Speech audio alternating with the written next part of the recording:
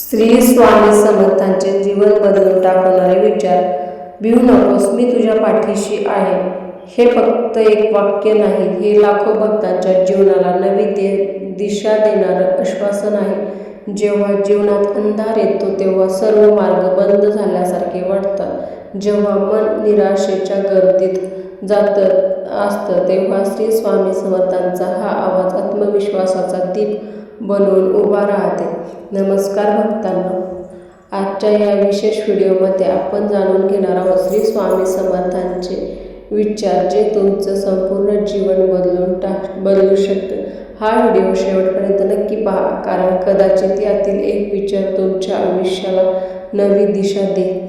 भिवू नकोस, मी तुझ्या पाठीशी आहे. भक्तांनो, मानवी जीवनात म्हणजे संघर्ष. प्रत्येकाच्या आयुष्यात अडचणी येतात आणि आर्थिक संकटात असतो. कोणी नातेसंबंधाच्या वेदनेत, तर कोणी मानसिक तणावात. पण श्री स्वामी समर्थ सांगतात, भीती ही माणसाच्या प्रगतीसाठी सर्वात मोठी शत्रू आहे. जोपर्यंत आपण घाबरत राहतो, तोपर्यंत आपण आपल्या सामर्थ्याला ओळखू शकत नाहीत. लक्षात ठेवा, अडचणी तुमच्यापेक्षा मोठ्या नाहीत. तुमच्या आत असलेली शक्ती कोणत्याही संकटापेक्षा मोठी आहे. आजपासून स्वतःला सांगा, मी घाबरणार नाही. स्वामी माझ्या पाठीशी आहेत. श्रद्धा आणि सबुरी ठेवा. आजकालच्या काळात प्रत्येकाला सर्व काही लगेच हवं असतं. यश लगेच हवं, पैसाही लगेच हवा, परिणाम पण लगेच हवा असतो. पण निसर्गाचा नियम वेगळा आहे. बीज लावल्यानंतर झाड लगेच उगवत नाही, त्यासाठी वेळ लागतो. त्याचप्रमाणे जीवनातही प्रत्येक प्रयत्नाचे फळ मिळते, पण योग्य वेळी. अनेक लोक यशाच्या अगदी जवळ असतात, हार मानतात, आणि म्हणूनच स्वामी सांगतात, श्रद्धा आणि सबुरी ठेवा. विश्वास कधीही सोडू नका. कर्म करा, फळाची चिंता करू नका. आपण सतत परिणामाचा विचार करत असतो. जर अपयश आले तर, जर लोकांनी टीका केली तर, माझं काम झाले नाही तर, याच विचारांमध्ये आपली ऊर्जा संपते. श्री स्वामी समर्थ शिकवतात, तुमच्या हातात कर्म आहे, फळ नाही. जे तुमच्या नियंत्रणात आहे त्यावर लक्ष द्या. आज केलेल्या प्रामाणिक प्रयत्नांचं उद्याचे यश निर्माण करतो. सकारात्मक विचार म्हणजे यशाची गुरुकिल्ली. तुम्ही जसे विचार करता तसे तुम्ही बनत जाता. जर तुम्ही सतत म्हणत राहिला, माझ्याकडून होणार नाही, तर खरोखर होणार नाही. पण जर तुम्ही म्हणाला, मी प्रयत्न करीन, मी नक्की यशस्वी होईन, तर तुमचे मन त्याच दिशेने काम करू लागेल. स्वामी समर्थांचा संदेश स्पष्ट आहे. विचार बदला, जीवन बदलेल. दुसऱ्याचे भले करा. आज जगात स्वार्थ वाढत चाललेला आहे. प्रत्येकजण फक्त स्वतःचा विचार करतो. पण स्वामी समर्थांनी सेवा आणि दयाला सर्वात मोठं पुण्य मानलं. कोणाला मदत करण्यासाठी श्रीमंत असण्याची गरज नाही. एक प्रेमळ शब्द, एक हसू, एक मदतीचा हात, हे सुद्धा मोठं दान आहे. जेव्हा तुम्ही दुसऱ्याचे जीवन उजळवता, तेव्हा तुमचे जीवनही उजळते.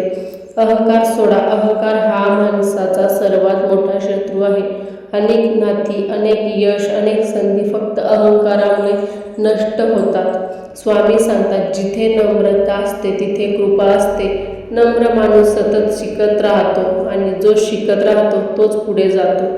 बहुतेक लोक दोन ठिकाणी जगतात, भूतकाळात किंवा भविष्यकाळात, परंतु वर्तमानात नाही. भूतकाळ बदलू शकत नाही, भविष्य अजून आलेलं नाही. तुमच्या हातात फक्त आजचा दिवस आहे, म्हणून प्रत्येक दिवस आनंदाने जगा. आजची संधी ओळखा, आजचे कर्तृत्व पूर्ण करा. मन शांत ठेवा. अस्वस्थ मन कधीही योग्य निर्णय घेऊ शकत नाही. राग, मत्सर, चिंता, भीती हे सर्व मनाची शक्ती कमी करतात. दररोज काही मिनिटे श्री स्वामी समर्थांचं नामस्मरण करा. श्री स्वामी समर्थ हा जप मनाला स्थिर करतो, आणि शांत मनातूनच योग्य मार्ग सापडतो.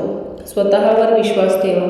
देवावर विश्वास ठेवण्या इतकेच स्वतःवर विश्वास ठेवणे आवश्यक आहे, कारण देवाने दिलेली शक्ती तुमच्यात आत आहे. अनेक लोक स्वतःला कमी समजतात, पण स्वामी सांगतात, तुम्ही अशक्य नाही. तुमच्यात अनंत शक्ती आहे, फक्त ती ओळखण्याची गरज आहे. जीवनात जे काही घडते ते आपल्याला काहीतरी शिकवण्यासाठी घडते. अपयश आलं, शिका.